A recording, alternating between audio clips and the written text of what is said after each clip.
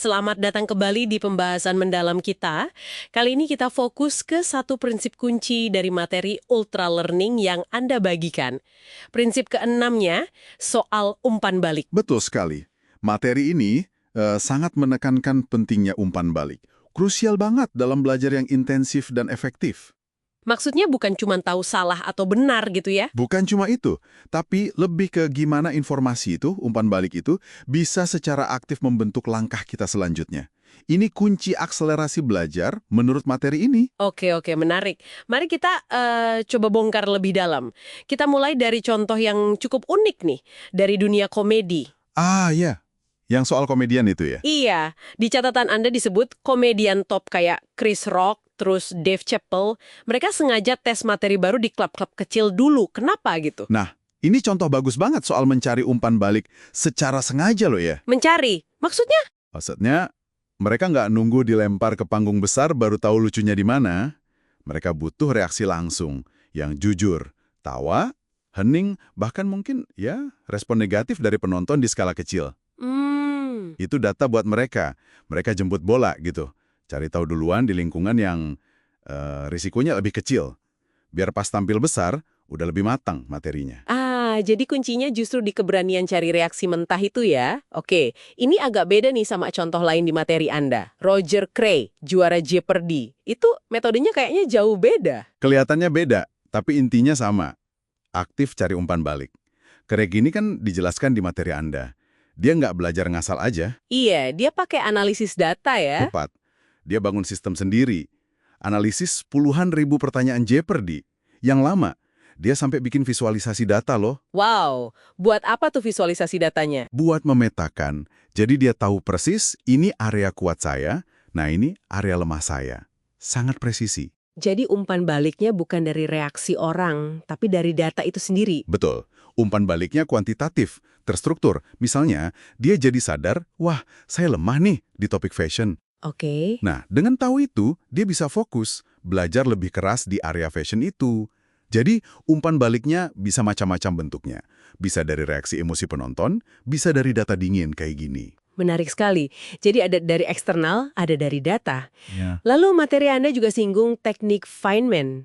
Ini gimana kaitannya sama umpan balik? Kayaknya ini lebih ke internal ya? Iya, bisa dibilang gitu.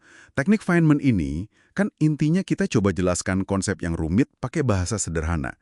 Seolah-olah ngajar ke orang lain, atau bahkan anak kecil. Nah, sumber umpan baliknya itu justru dari proses menjelaskan itu sendiri. Kalau kita mulai, macet. Macet gimana? Ya, susah cari analogi yang pas.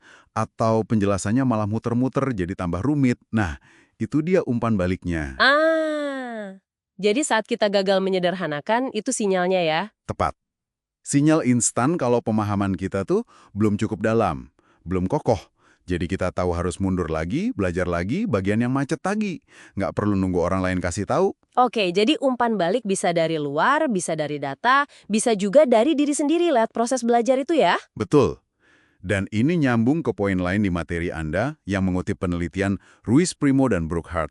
Katanya, umpan balik paling bagus itu yang sifatnya informatif. Informatif, maksudnya bukan sekedar bilang bagus atau jelek. Iya, bukan cuma pujian atau kritik kosong, tapi informasi yang bisa kita pakai. Yang ngasih tahu di mana kurangnya, kenapa kurang, dan mungkin gimana memperbaikinya. Ada actionable insight-nya. Mirip kayak eksperimen Polgar bersaudara itu. Oh, yang ayah mereka ngajarin catur itu ya? Iya, fokusnya kan di permainan, di umpan balik positif yang membangun minat, bukan hukuman kalau salah.